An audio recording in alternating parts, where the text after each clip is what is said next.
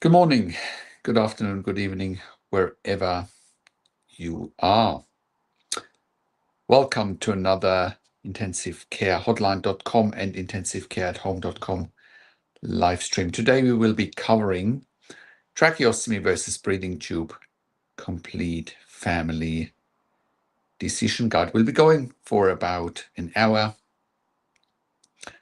to answer your questions about this very important topic. We get a lot of questions around this topic when families have loved ones in intensive care with a breathing tube. If they can't be weaned off the ventilator, should they go for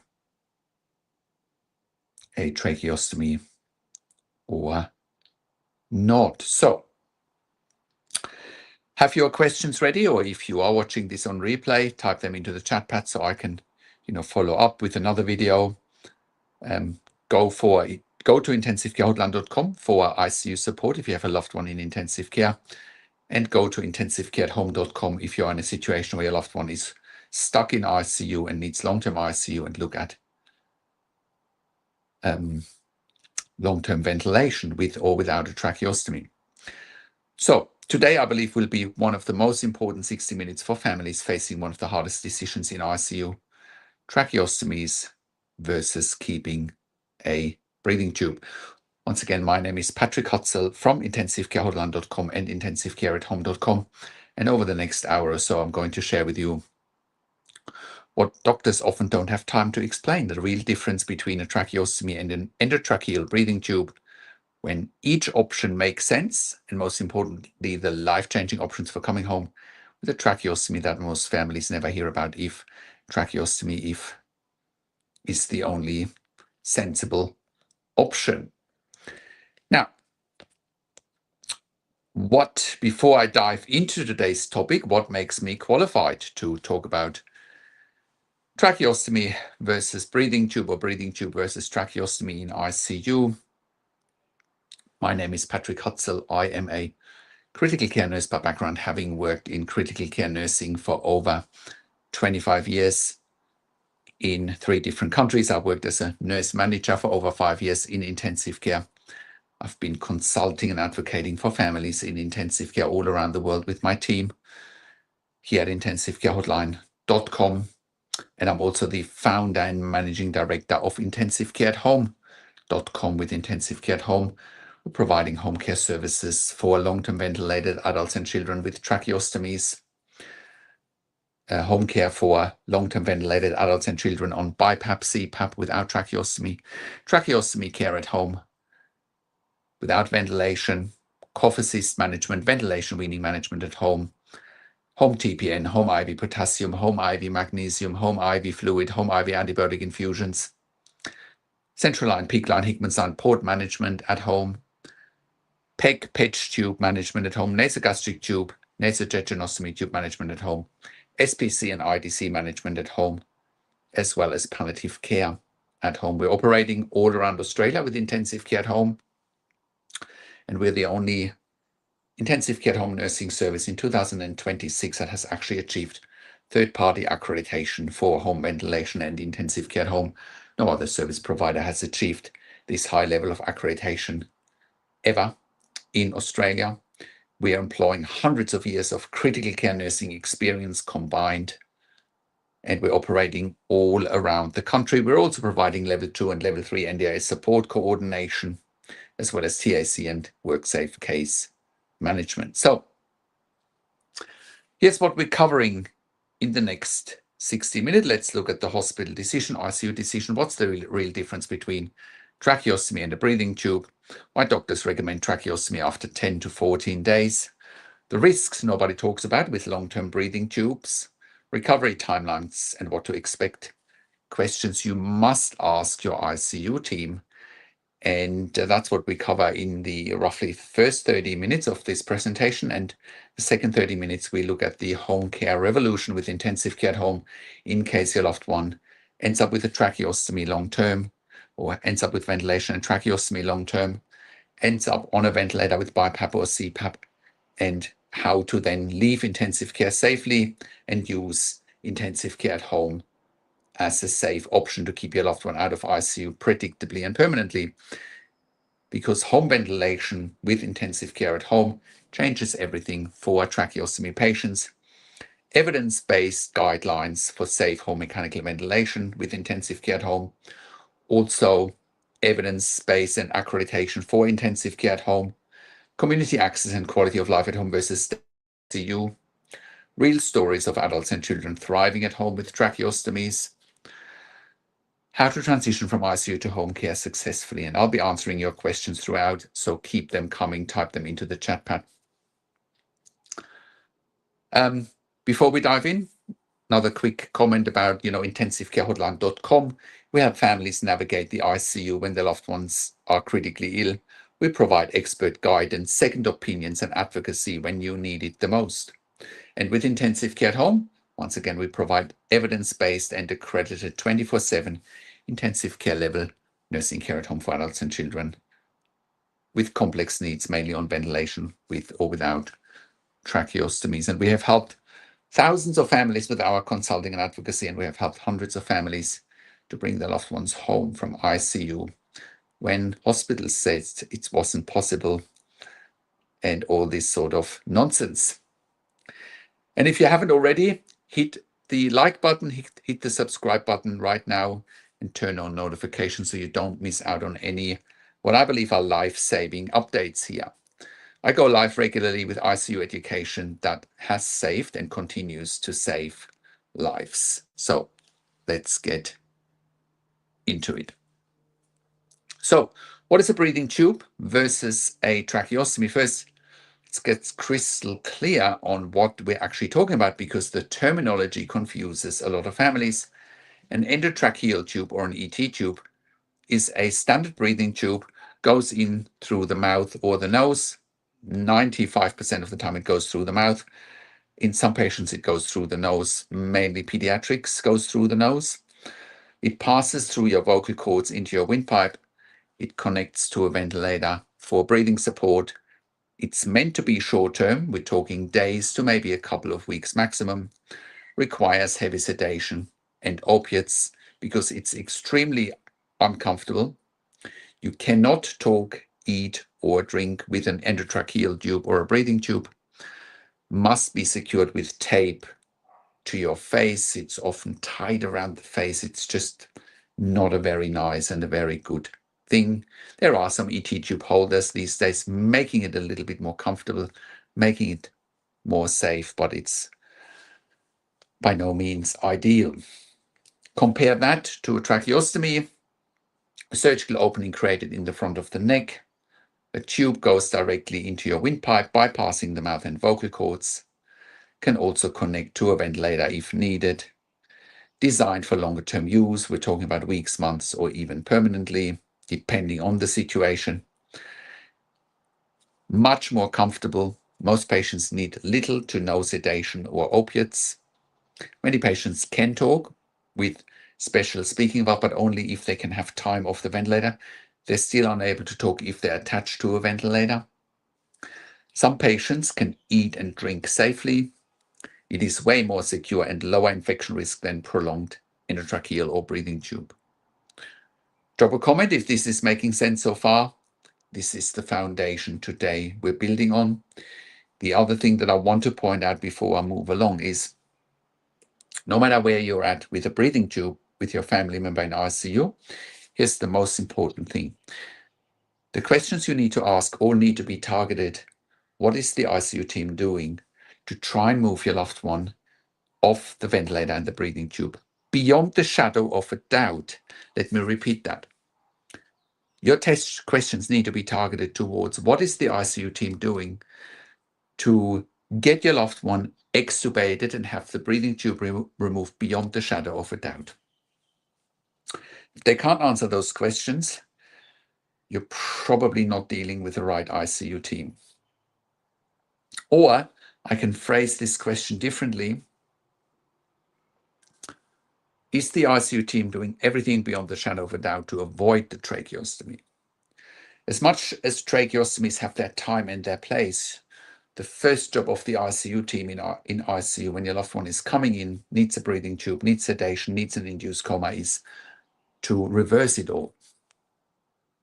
right? That is what you should be focusing on, especially in the early stages of your loved one's ICU admission. As much as we will be talking about tracheostomy, this is the foundation that I want to set here, right? As much as we, with intensive care at home, we're dealing with tracheostomies all day long and have been for a long time, still avoiding it is the much better place. So now that's out of the way, let's see what happens in most ICUs. When someone needs a breathing tube and ventilator, doctors initially place an endotracheal tube or breathing tube, expecting the patient will recover quickly and come off the ventilator within a few days. That is the goal. That should be the aim. That should be your primary focus in the first few days. But if day 7 passes, then day 10, and then approaching day 14, and your loved ones still can't breathe on their own, the medical team will start talking about tracheostomy, and here's why. Vocal cord damage and scarring. Tracheal stenosis, narrowing of the windpipe that may need surgery later. Sinusitis and pneumonia rates increase, also because of ventilator-associated pneumonia risk. Pressure sores in the mouth and throat. Difficulty weaning because the tube itself increases work of breathing. And once again, the sedatives and the opiates make breathing, or ongoing sedatives and opiates make weaning even more difficult, because there is a need for continuous deep sedation creating its own complications, including respiratory depression. That's the very thing that needs to be avoided. You can't wean someone off a ventilator that has respiratory depression because of the medications they're getting. Let's also talk about the benefits of tracheostomy when ventilation will be prolonged. Dramatically more comfortable, patients wake up, become alert, easier to wean from the ventilator because the tube is shorter and wider, lower infection risk, can start rehabilitation, physical therapy, even walking with ventilation support, enables communication with speaking valves, potential for eating and drinking, opens the door to home care, and we'll talk extensively about this in the second part of today's presentation. According to evidence-based guidelines, and I'll show you the research later, tracheostomy should be considered when mechanical ventilation is expected to continue beyond 14 days. Some studies suggest even earlier, around 7 to 10 days for certain patients. Comment below, has your medical team discussed the 14-day timeline with you and your families? And once again, if you're watching this here right now, and maybe you're watching it on replay, go back to your ICU team and ask them what are they doing beyond the shadow of a doubt to get your loved one off that ventilator and the breathing tube and have your loved one extubated. That is the most important question you need to ask. I've made videos about this, how to wean a critically ill patient off the breathing tube and the ventilator. I encourage you to check that out on our website at intensivecarehotline.com. It's probably one of the most important videos you can watch if you are in that situation. Because it should be ideally short, sharp extubation, and then get on with the recovery, move on to a hospital ward, move on to a hospital floor. This is a critical injunction here, breathing tube versus tracheostomy, absolutely critical injunction. So, but also let's address common myths and fears that I hear from families in intensive care every day. For example, myth number 1, tracheostomy means giving up. Reality, nothing could be further from the truth. It's actually often a turning point towards recovery. Patients become more alert, start rehab, and many eventually have the tracheostomy removed. Myth number 2, once you have a tracheostomy, you'll never get off the ventilator. The reality is that tracheostomy actually makes ventilation weaning much easier and more successful in most cases. Myth number 3, you can't live a normal life with a tracheostomy. Again, the reality is this is what we're going to spend the second half of this session proving wrong. Thousands of people live full active lives with tracheostomies, going to school, work, traveling, and yes, living at home, not in an ICU. Myth number 4, the procedure is too risky. The reality is a tracheostomy is a routine procedure with reasonably low complication rates, especially compared to the risk of prolonged intubation. Are any of these fears or myths resonating with you? Please leave a comment if you wish.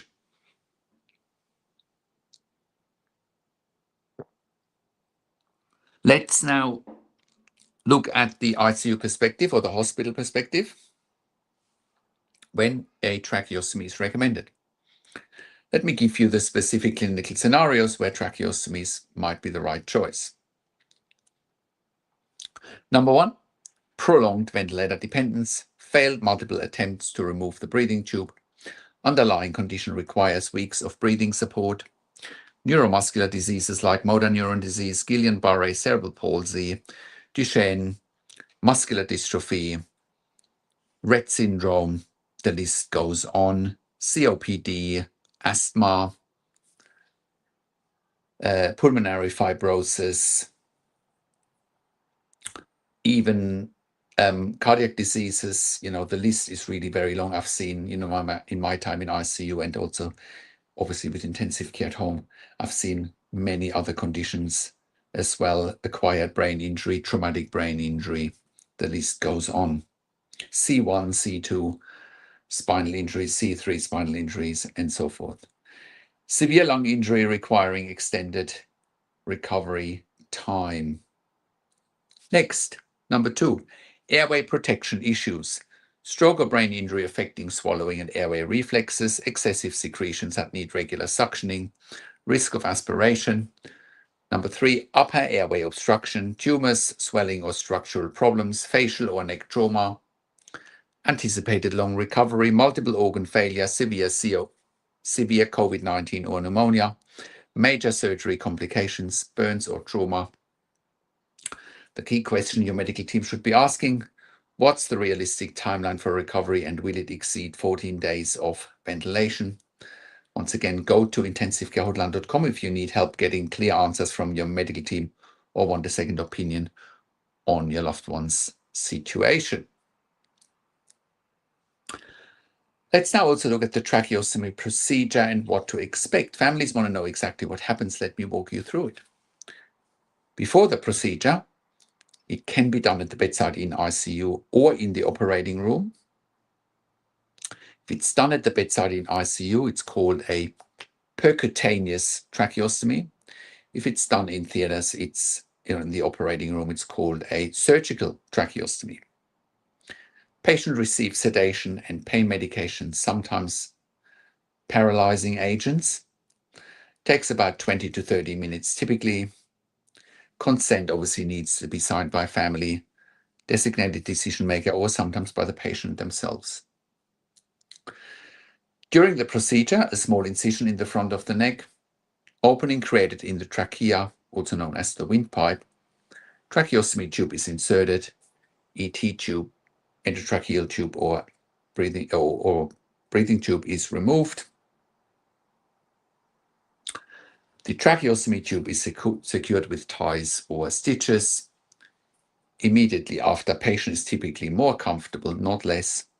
Sedation can often be reduced significantly. I've seen it being stopped immediately with good results. Ventilation settings usually stay the same, maybe for the next 12 to 24 hours, depends on the situation. But often weaning can be started straight away. Again, it depends on the patient's condition. Ventilation settings, suction through the tracheostomy keeps always clear, and wound care can begin for the tracheostomy. Let's now look at the first 7 to 10 days after tracheostomy has been done. Wound healing monitored closely. First tube change typically around day 7. Rehabilitation can begin more aggressively, usually day 1. Communication strategies can be introduced much easier. Weaning trials often start or intensify. For detailed guidance during this time, intensivecarehotline.com provides family support and advocacy throughout the ICU journey. And also one thing that I forgot to mention is once the tracheostomy has been done, there also needs to be a follow-up chest X-ray just to make sure that the tracheostomy tube is in the right place. Now let's talk about the recovery and weaning path. And let's talk about in more detail what happens after the tracheostomy, because this is where the real benefits show. Week 1 to 2, post-tracheostomy, significant reduction in sedation and opiates, if not complete cessation. Patient therefore becomes more alert and aware. Physical therapy and rehabilitation intensifies, may start sitting up, even standing up with support. Communication boards or digital devices introduced. Generally speaking, communication is so much easier. Even things like, when you have a breathing tube in the mouth, it is so much more difficult to provide mouth care, oral care, brushing teeth, rinsing mouth. Whereas with the tracheostomy, it is so much easier to do proper oral hygiene, right? Simple things like that. Now let's look at week 2 to 4. Ventilator weaning trials become more aggressive. Some patients start using speaking valves. Swallow assessments may begin. That's assuming the tracheostomy can be deflated, the cuff can go down. Mobilization needs to continue. Some patients walking with portable ventilators, with walking frames and so forth. Let's look at week 4 to 8 and beyond. Many patients successfully wean off the ventilator completely. Others establish stable ventilator needs part-time or full-time. One common scenario is daytime or nighttime ventilation is needed and daytime is off the ventilator. Discharge planning can begin, and this is where everything changes. For those who cannot wean either the ventilator or the tracheostomy, home ventilation with intensive care at home becomes the goal. And here's what most hospitals won't tell you. Just because someone needs long-term or even permanent ventilation doesn't mean they must stay in ICU or in any other facilities, or that they must die because there are no perceived alternatives beyond life support. We're going to explore this completely in the second half, where we talk about the intensive care at home opportunity and option. But first, let me cover the critical questions you need to ask your ICU team. Pull out your phone and screenshot this section or grab a pen. These are the questions that will get you the information you need. About timing. How many days has my loved one been intubated for? What's your realistic timeline for ventilation weaning? At what point do you recommend a tracheostomy? What are the risks of waiting longer with the current EG tube? Are you doing everything beyond the shadow of a doubt to wean my loved one off the ventilator and the breathing tube to get them extubated? Listen carefully. And are you doing everything beyond the shadow of a doubt to avoid the tracheostomy? And what are the risks of waiting longer with the current ET tube?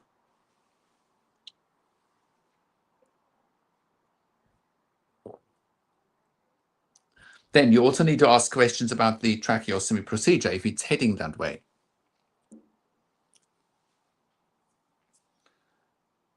Will this be done at the bedside or in the operating room? What are the specific risks for my loved one given their condition? How long is the typical recovery from the procedure itself? About after the tracheostomy, what changes can we expect in consciousness and comfort? What's the weaning plan after tracheostomy? When could communication or speaking valve be introduced? Will they be able to eat and drink? Then you also need to ask questions about long-term plans, and this is absolutely critical. If ventilation is needed long-term, what are all the options? Has anyone discussed home ventilation with intensive care at home as an option? What discharge options exist beyond long-term ICU stay? Can you connect us with a home ventilation program like intensive care at home? And the last section, questions 12 to 15, most families never ask because they don't know how home care is possible. And that's exactly what we're covering in the second half of today's presentation. If you need expert help asking these questions and interpreting the answers, That's exactly what we do at intensivecarehotline.com. We've helped thousands of families of critically ill patients in intensive care navigate these critical decisions. Now, let's take a 30-second break, grab some water, and let's shift gears into the life-changing world of home ventilation with intensive care at home and what life really looks like with a tracheostomy and or a ventilator outside of the hospital. I'll be back in 30 seconds.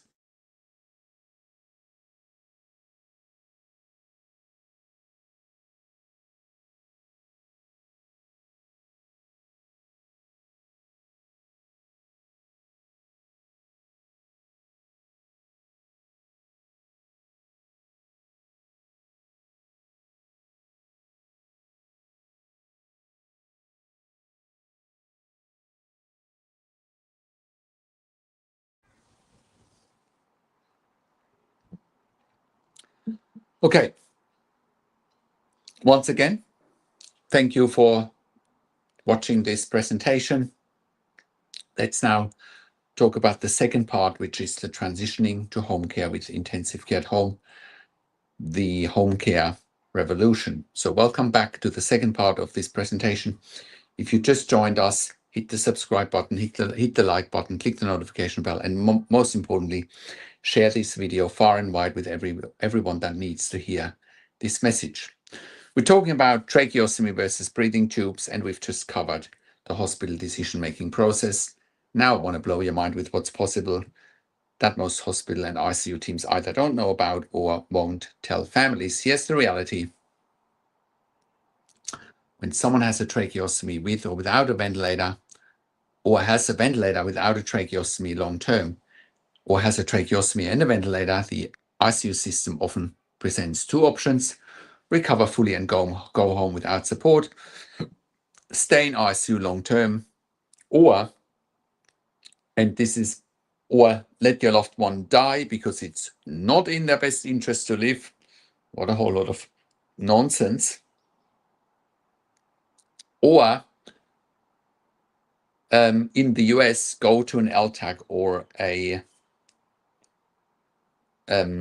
skilled nursing facility. Both are disaster areas. Now, I won't spend too much time on it because I've covered LTACs and skilled nursing facilities in the US extensively. In a nutshell, never ever go there.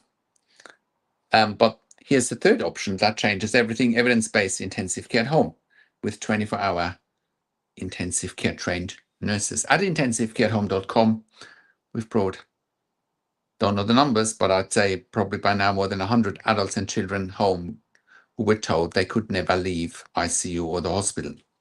Patients with full-time ventilation through tracheostomy, patients with part-time ventilation needs with a tracheostomy, patients with full-time needs of ventilation but no tracheostomy, patients with part-time needs of ventilation but no tracheostomy, patients with tracheostomy but no ventilation, other complex medical needs requiring ICU-level nursing and ICU-level monitoring,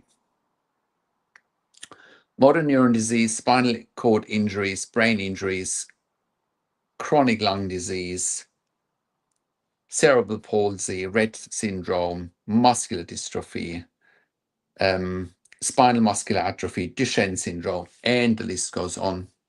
That includes, obviously, children, and some of them with complex needs right from birth.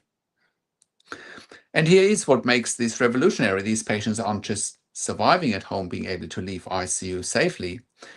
They're thriving with full community access and dramatically better quality of life than any hospital or ICU can ever provide.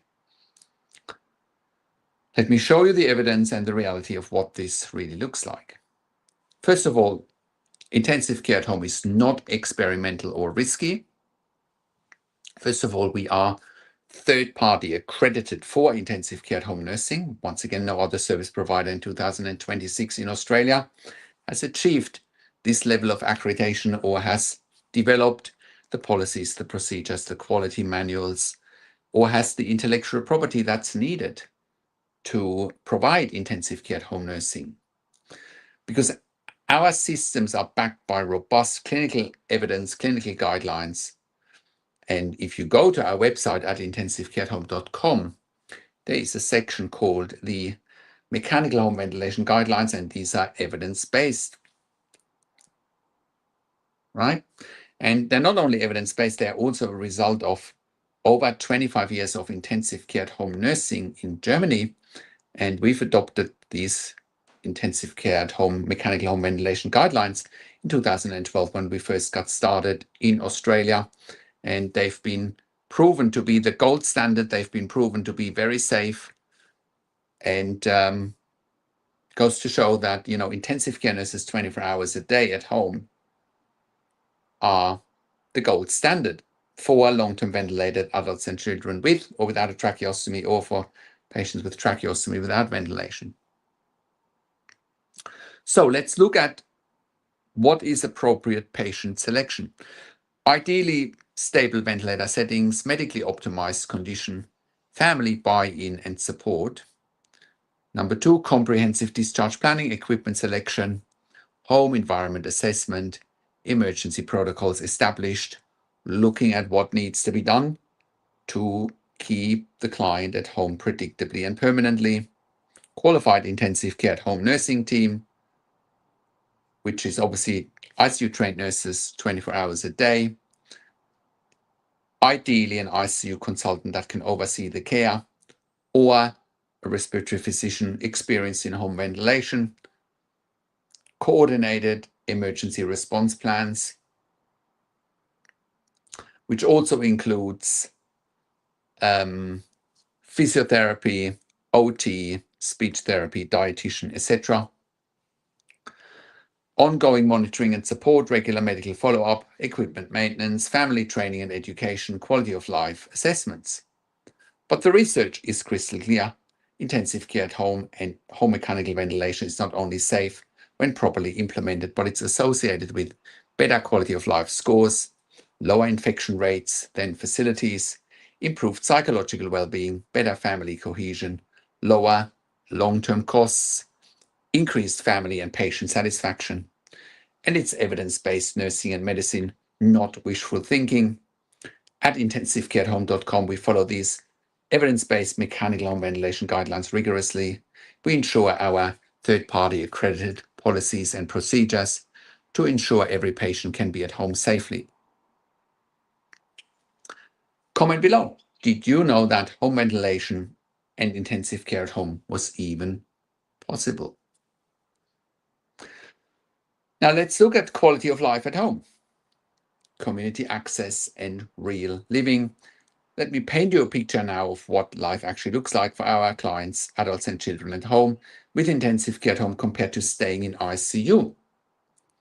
In an ICU, you have restricted visiting hours, institutional routines and schedule, limited personalization, no pets, limited personal belongings, shared rooms or clinical environment, noise and disruptions 24/7, minimal community contact, depression and isolation is very common.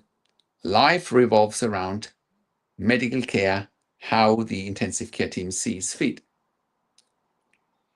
No choice of staff, no choice of doctors.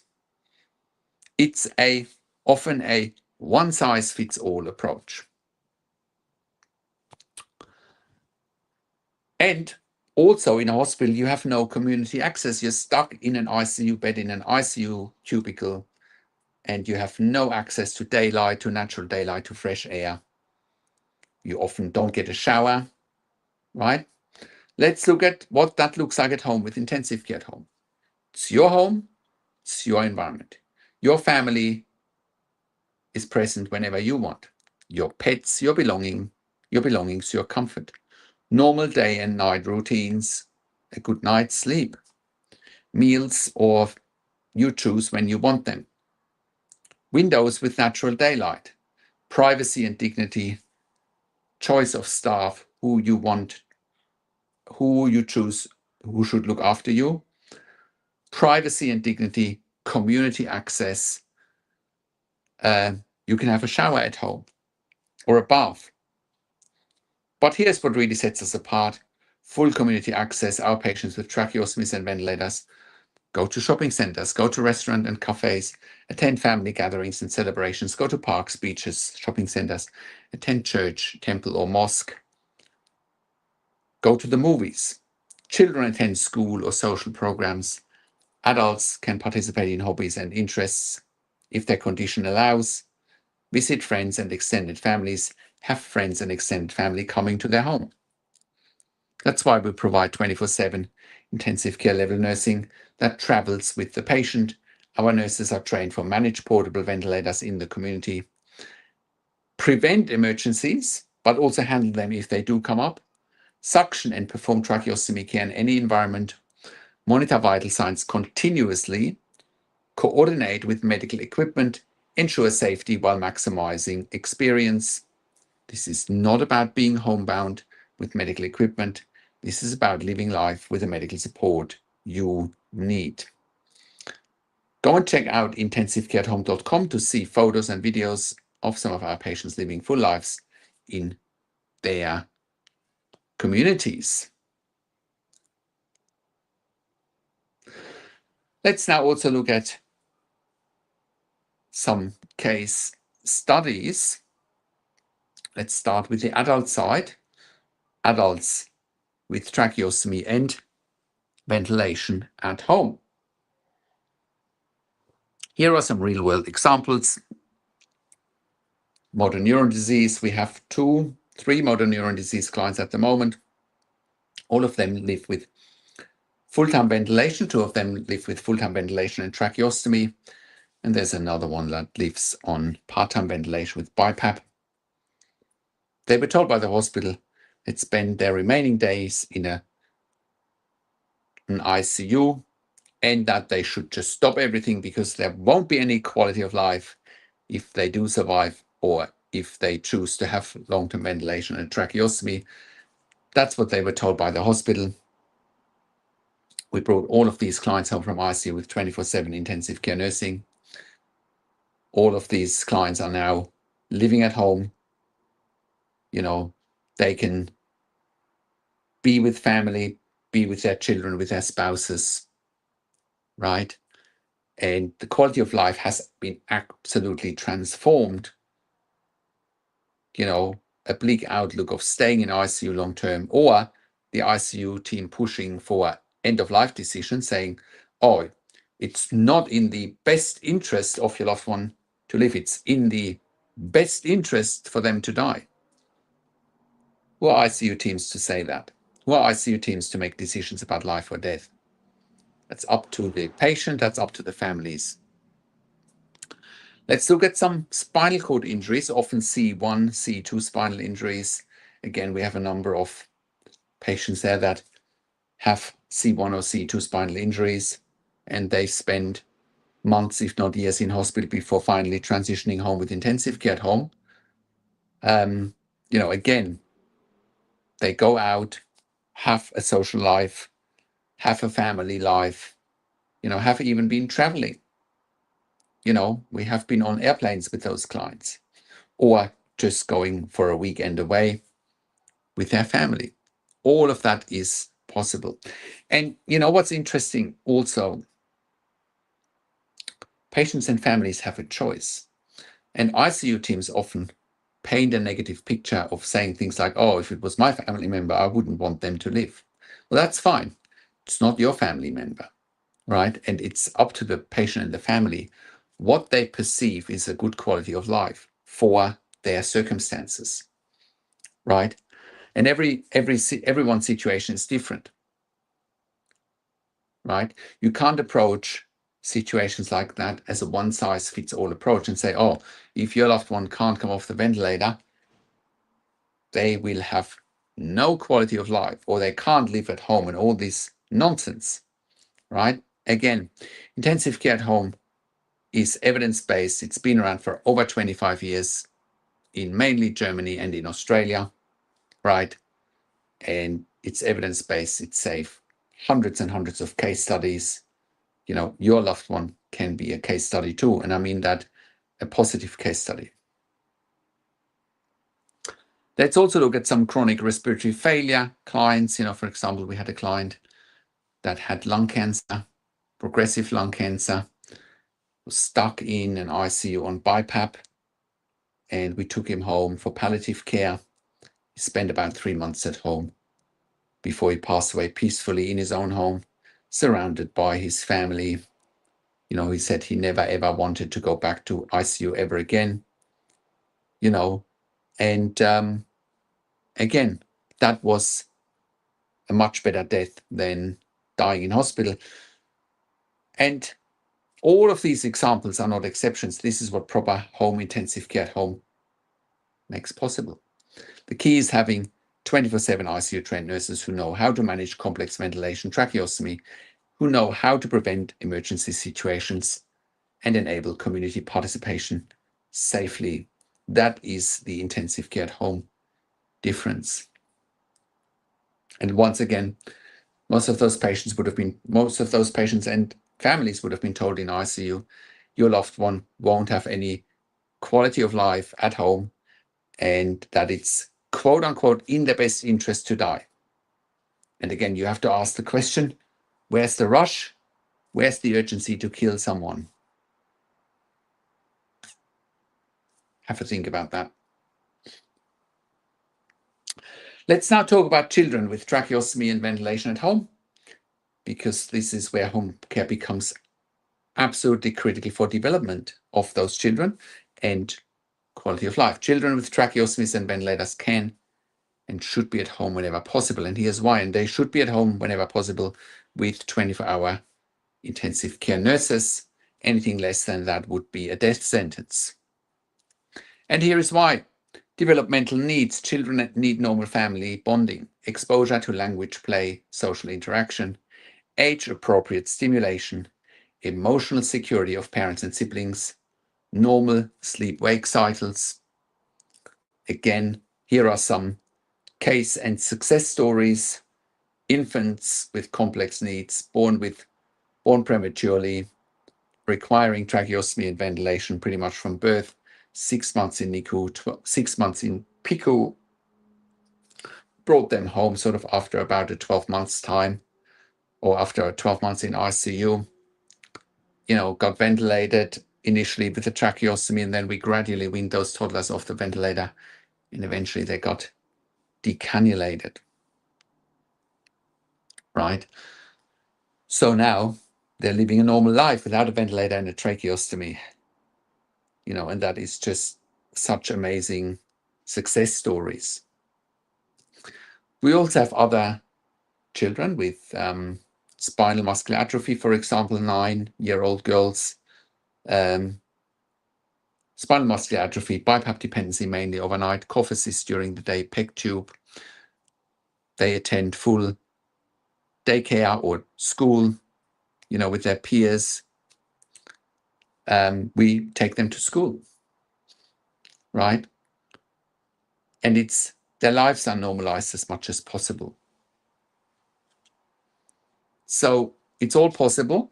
Now, on a maybe more serious notes as well, we have also done palliative care for pediatrics at home, taking kids home from ICU for palliative care. As sad as that is, it's still the best place for children to pass away if that is the only option. But the bottom line is, whether it's for adults or for children, the evidence is overwhelming.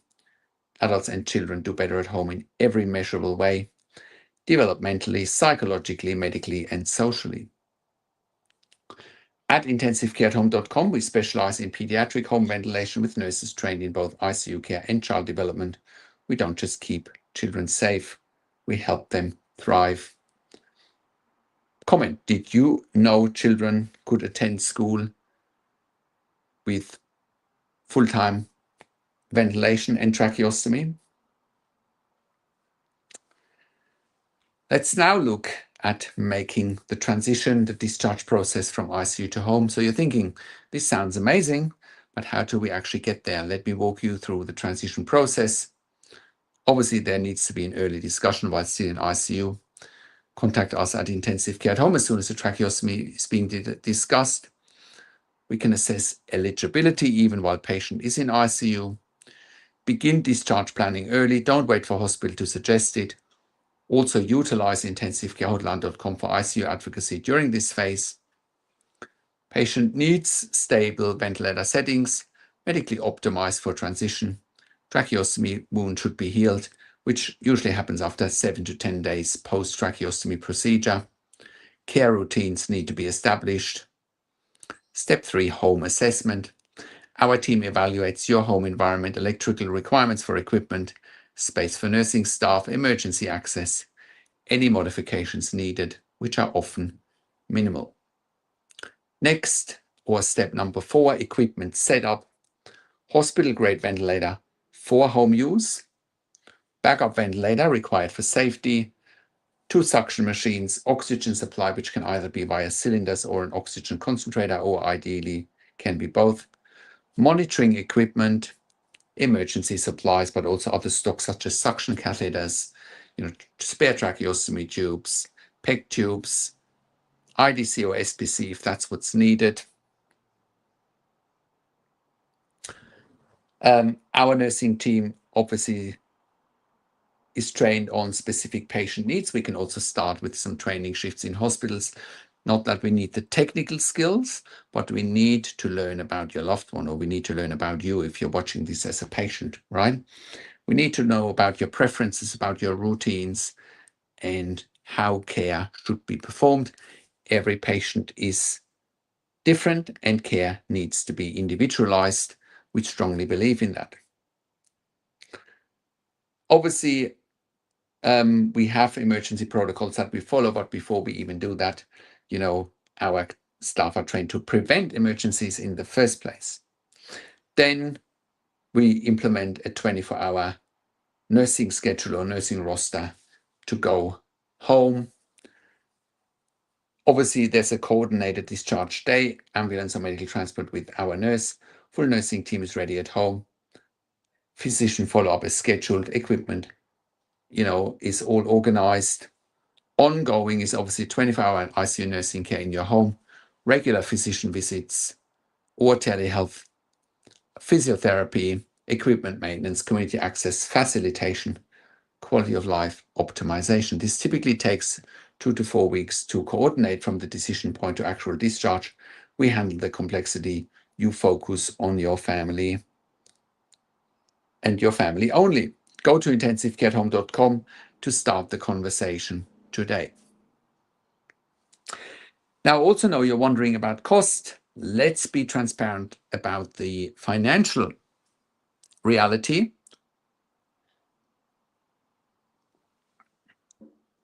ICU beds cost between $5,000 to $10,000 per bed day.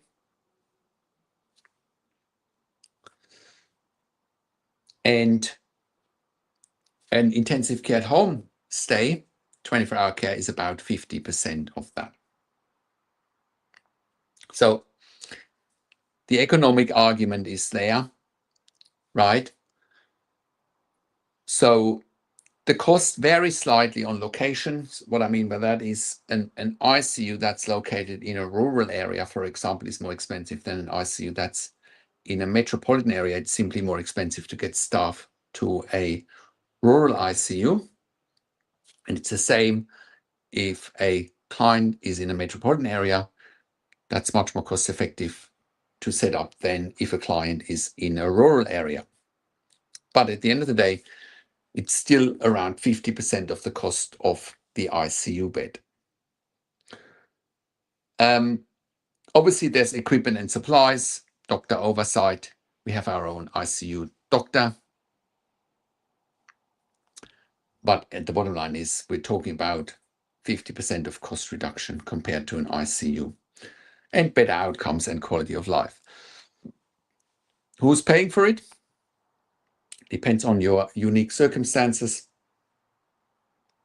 In Australia, NDIS pays for it. TAC, DVA, Department of Health, sometimes hospital can pay for it. Private health insurances can cover it. And so sometimes also long-term insurance plans may pay for it. Some worker compensation cases, WorkSafe, for example.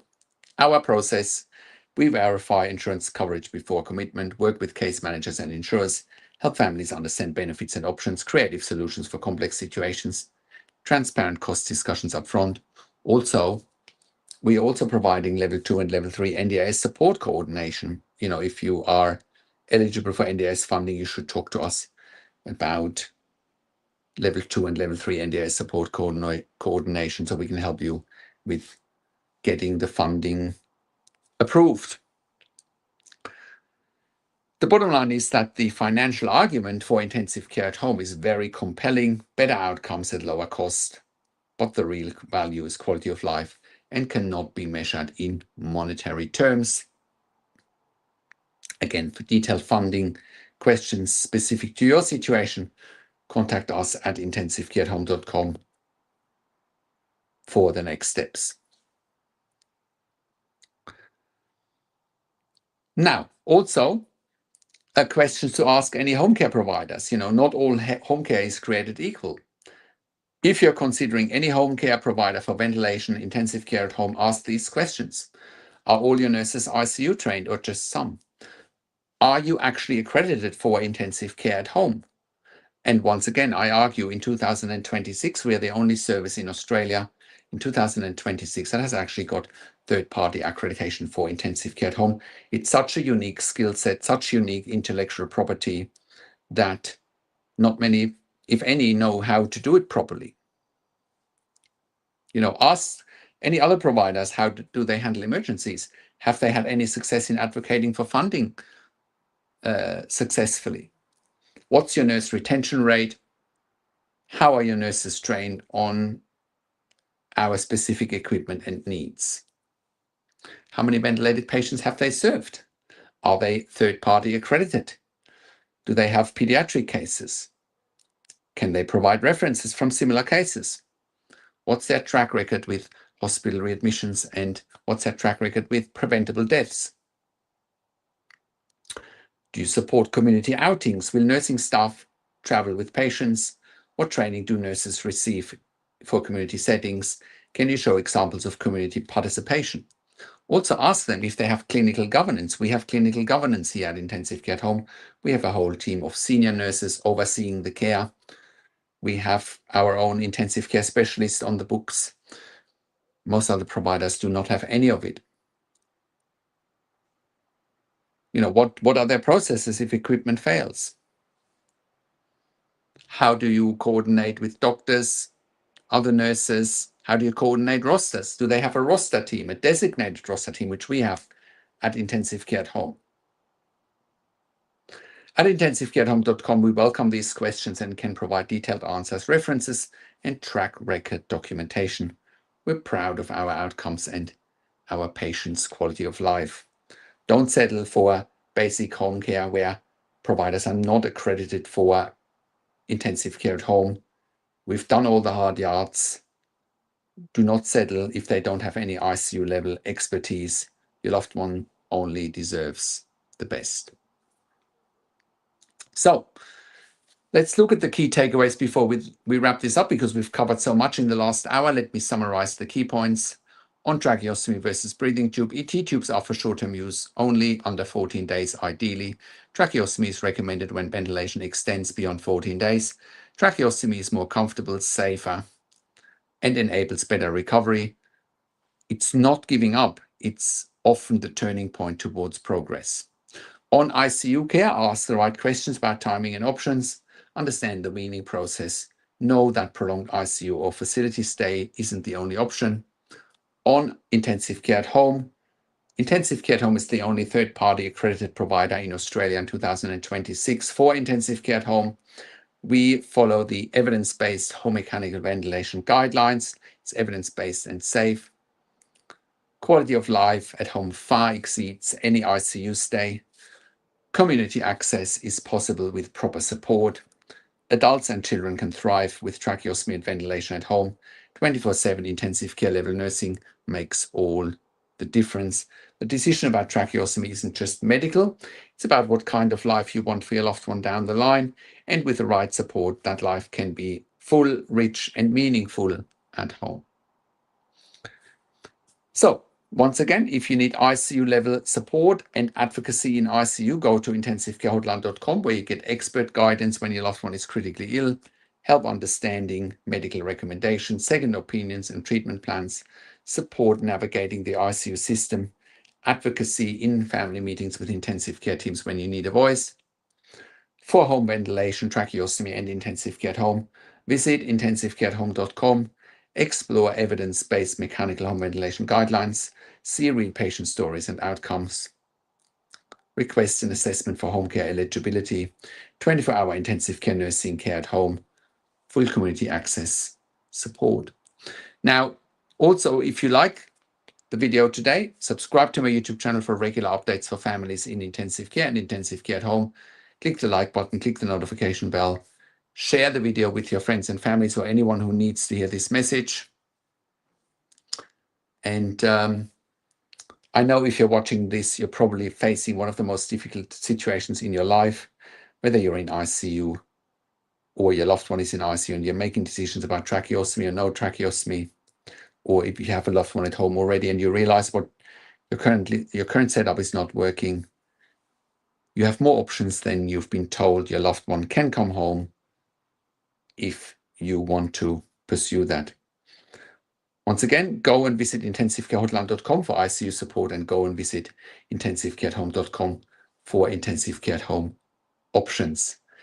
Thank you for watching. I'll see you again next week around the same time for another YouTube Live, and go and watch my videos that are coming out during the week with updates for families in intensive care. Take care for now.